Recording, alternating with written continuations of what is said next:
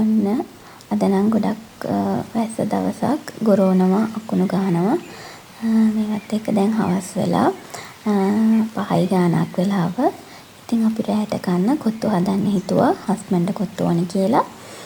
අද අපේ ගෙදර 5 දෙනෙක් ඉන්නවා බබත් එක්ක. ඉතින් මේ 5 දෙනාට ඉති වෙන තමයි කොත්තු හදාගන්න යන්නේ. බබාට නම් මම වෙනම හැදුවා මිරිස්සෙම දාන්න නැතුව වැඩිය. එයාට වෙනම හැදුවා. මෙතන 4 දෙනෙක්ට තමයි මම හදන්නේ. ඇත්තටම අපේ ගොඩක් දවසට මේ කඩෙන් කොත්තු ගෙනල්ලා කනවා අඩුයි. ගෙදරම පරාට හදලා කොත්තු හදාගන්න දවස් තමයි ගොඩක්ම තියෙන්නේ. අද හදිසියේ හිතමු නිසා හස්බන්ඩ් කොත්තු පැකට් එකක් පරාට කපු පැකට් එකක් ගෙනත් දුන්නා. ඉතින් මම වෙනදා වගේ හදන්න තමයි යන්නේ. ඕනි කරන ඒවා ටික බලමු. මුලින්ම මම ඕනේ එළවලු ටික චිකන් ටික ලෑස්ති කරගන්නවා. මේ වගේ කැරට් ටිකක් ගා ගන්නවා. ඊළඟට ලූණු, සුදු ලූණු, කරපිංච, ඉඟුරු කපලා පැත්තකින් තියාගත්තා. එතකොට චිකන් ටිකක් චූටිට කපලා තියාගත්තා. තව බිත්තර ටික හොදලා තියාගත්තා. මේ එළවලු වලට ගත්තේ කැරට්, ලීක්ස්, තක්කාලි, ගෝවා තමයි මම ගත්තේ. ගෝවා අනිවාර්යෙන් පුළුවන් නම් දාගන්න. ඒකෙන් වෙනම රහක් එනවා කොත්තු එකට. එතකොට සෝයා සෝස් ගත්තා. මේ තියෙන කලින් ගෙනාපු කොත්තු පැකට් එක කිලෝ එකේ පැකට් එකක් ගෙනල්ලා තිබ්බේ. අපි 4 දෙනෙක්ට හැදුවට තව එකමාරකට විතර වගේ ඉතුරු වෙලා තිබ්බා. ඉතින් මේ වගේ තෙල් තාච්චියක් ලිපේ තියලා ඒකට මම ඉඟුරු සුදු ලුණු ටික දා ගන්නවා. සුදු ලුණු ඔක්කොම නෙමෙයි චුට්ටයි දාගත්තේ. ඉතුරු ටික මම ඊළඟට දානවා. ඒක බලා ගන්න. මගේ ටිප් එකක් මම කියන්නම්. මේක මස් හොද්දේරාටම ගන්න. මස් නැතුව උනත් හදන්න පුළුවන්.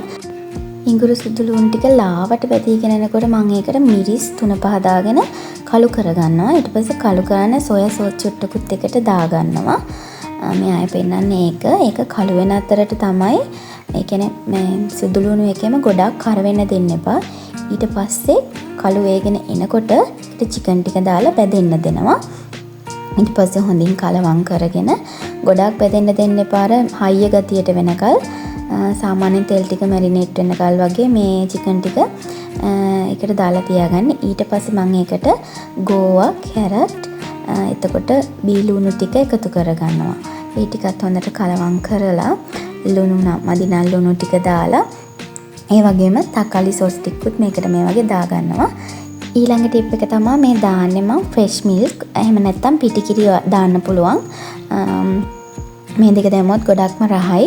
මේ අතරට ඔයාලට දෙන තව ටිප් එකක් තමයි තක්කාලි, එතකොට සුදු ලුණු ටික එහෙම මේ හොද්දට වගේ දාගන්න. මම කලින් තෙලට දැම්මා. ඊටු ටික තමයි දැන් දැම්මේ. මේ අතරට මම සීනි තේ හැඳි දෙක තුනකුත් දාගන්නවා. අනිවාර්යෙන් සීනි තේ හැඳි දෙකක් දාගන්න. මොකද කලින් මිරිස් ගොඩක් දාපු නිසා ඒක රස බැලන්ස් වෙන්නේ ඒකෙන්. ඊළඟට මම මේ වගේ බිත්තර ටිකක් ස්ක්‍රැම්බල් කරලා අපේ 5 දෙනෙක්ට හදාගත්ත නිසා බිත්තර 5ක් විතර දාලා තියෙන මෙතන. ඊට පස්සේ මේ කොත්තු ටිකත් හොඳට කලවම් වෙන්න හොද්ද නටාගෙන එනකොට දාලා මේ වගේ කලවම් කරගන්න. දැන් ඉතින් අපේ ලුණු මදි පාඩුව බලලා මේ වගේ සර්ව් කරගන්න. ඇත්තටම කඩේවට වඩා ගොඩක් රහයි. මම ඊළඟ දවසේ ඕනනම් කියලා දෙන්නම්. ඔයාලා කැමති නම් මට කමෙන්ට් එකක් දාන්න.